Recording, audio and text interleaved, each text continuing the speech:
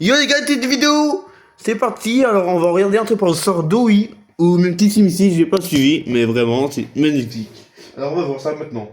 Qu'est-ce qui va arriver à Kissimmee après que nous ayons mis fin à Dewey le Doban, la salamandre géante qui m'a fait flipper et qui est devenue totalement hors de contrôle? Nous avons dû descendre dans les égouts. C'est là que Poppy et Kissy nous attendent. Mais nous découvrirons rapidement une vérité choquante. Notre compagnie, le prototype, se déguisait en imitant la voix d'Oli depuis tout ce temps. Submergé, Poppy s'enfuit et le prototype, qui avait discrètement récupéré les explosifs que nous avions plantés plus tôt, les a fait exploser directement sous nos pieds. Mais Kissy réussit à s'accrocher et nous permet de ne pas tomber trop tôt. Mais malheureusement, la gravité a gagné. Malheureusement, Kissimmee a perdu ses bras. Et cela nous amène à nous demander ce qui va arriver à Kissimmee dès à présent. Eh bien, en réalité, j'ai plusieurs théories que vous ne voudrez pas manquer. Premièrement, il est possible que, bien qu'extrêmement peu probable, elle ne réapparaisse jamais et devienne rien de plus qu'un personnage oublié. Pourtant, étant donné son importance dans l'histoire jusqu'à présent, il semble beaucoup plus probable que son personnage continue de jouer un rôle. Alors, pour démêler ce mystère, examinons les divers indices et morceaux de l'or que le nouveau personnage a fourni. Commençons par une théorie simple mais plausible. Dans le chapitre 4, il y a une cassette VHS secrète qui révèle... Mettez-moi aussi des commentaires, ça serait énormément bien. Des likes et des abonnés. Si je vois déjà de 1%, de même 45% de personnes qui ne sont pas abonnées à ma chaîne. Ces expériences de jouets comportent des composants organiques puisqu'ils ont été créés à partir d'enfants orphelins. En raison de cela, le prototype pourrait décider de traquer Kissimmee et de la tuer une fois pour toutes, en récoltant ses organes pour son plan machiavélique. Spécifiquement à Poppy, que le joueur et Kissy sont gérés, offrant encore plus de preuves qu'il a l'intention de les éliminer tous les deux, ce qui serait probablement lié à l'intrigue du chapitre 5. Cela suggère une possibilité sombre.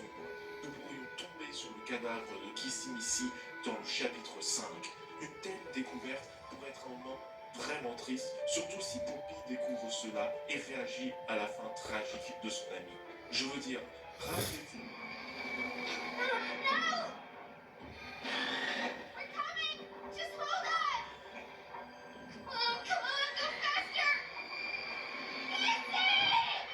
Bien que cette idée ait du poids, elle ne s'accompagne pas encore de preuves massives. Alors, repensons à l'instant où le bras de Kissy a été arraché, car ce petit détail pourrait détenir la clé de ce qui lui arrivera par la suite. Tout au long du jeu, Kissy est décrit comme une créature assez instinctive, se fiant principalement à ses alliés pour sa propre survie. Mais elle n'est certainement pas complètement dénuée d'esprit. Pensez donc au chapitre 2, lorsqu'elle a aidé leur joueur, et dans ce dernier chapitre, lorsqu'elle nous a habilement éloignés de la ligne de vue du prototype, sans qu'il ne cligne des yeux, bien qu'il soit connu pour être très intelligent. Cela suggère que Kissy pourrait être plus intelligente que ce que nous lui attribuons. Peut-être qu'elle a élaboré sa propre stratégie pour survivre à la colère du prototype.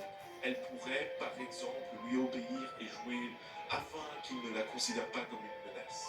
Plus tard, nous pourrions rencontrer Poppy qui pourrait nous révéler le plan de Kissy, ce qui nous amènerait à utiliser son bras arraché comme d'un en le brandissant autour des coins. Nous pourrions attirer le prototype directement dans un piège, le détruire et faire tomber tout le reste de Playtime Co. C'est un scénario probable, mais il y a un problème majeur. À la fin du chapitre 4, Poppy s'enfuit seule dès qu'elle découvre que son cher ami Oli était en réalité... Who is this?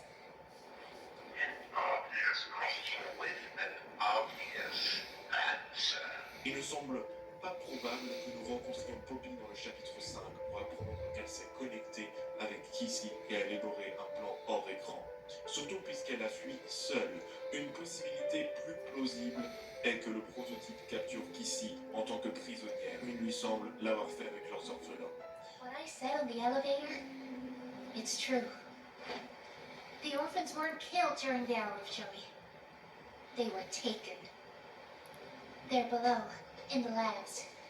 The prototype's home. They are alive, but sleeping. Le prototype pourrait alors utiliser Kissy comme un appât pour attirer Poppy afin de la remettre dans sa cage.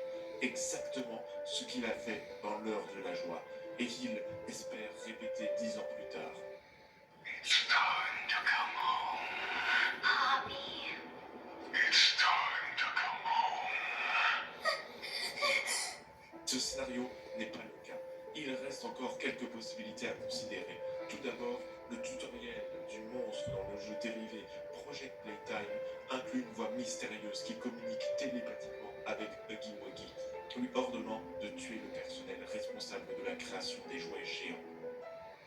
On est arrivé. On est arrivé où déjà? J'adore cet endroit. Du puzzle. Qui est-ce qui va être choisi pour le réveillon? Excellent choix. Sérieusement? Alors moi j'aime tout ce qui est froid. Les desserts, tout ce qui est givré, glacé. Ah, j'ai oublié. Carrefour. On a tous droit au meilleur prix.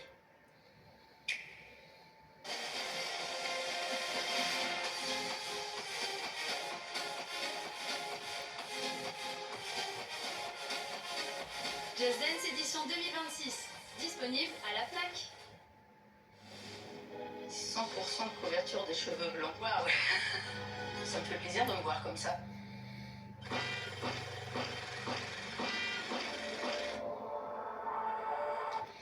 They are trying to build more toys, more like you. It has to be stopped. La plupart des signes suggèrent que cette voix appartient au prototype, car il semble capable d'exercer un contrôle mental fort sur les autres jouets, y compris Kissy. Dans cet esprit, nous pouvons supposer que le prototype pourrait prendre le contrôle de l'esprit de Kissy contre nous. Ça pourrait créer un combat de boss redoutable où nous devrons combattre un ancien allié. En gagnant ce combat, cela provoquerait sans aucun doute plus de conflits entre Poppy et le joueur si elle découvre que nous avons dû mettre fin à Kissy Missy et à sa vie, sa plus proche amie. Une autre, à la fin du chapitre 4, nous apprenons que Huggy est toujours en vie, qu'il a survécu à sa chute et qu'il cherche désormais à se venger. Et dans la vidéo officielle, Sleepwell, nous voyons que les versions de Huggy et Kissy semblent être heureuses et en bons termes, ce qui reflète que leurs versions jouées ont initialement été conçues comme des partenaires, comme mentionné dans le carnet d'orientation. Il est possible que Huggy persuade Kissy de s'allier à lui pour vaincre le joueur, bien qu'il n'y ait pas énormément de preuves directes pour étayer cette hypothèse. Ce serait certes si aucun des scénarios se réalise, il reste une dernière possibilité que je pense personne n'attendait. Bien que Kissy soit souvent dépeinte comme fragile ou même impuissante, elle a quand même survécu à son attaque dans le chapitre 3. Oui, Poppy est montée dans l'ascenseur pour essayer de la sauver, mais réalistiquement, une petite poupée n'aurait pas la force de repousser une attaque sérieuse toute seule. Cela implique donc que Kissy a déjà dû se défendre contre son attaquant avant que Poppy n'arrive.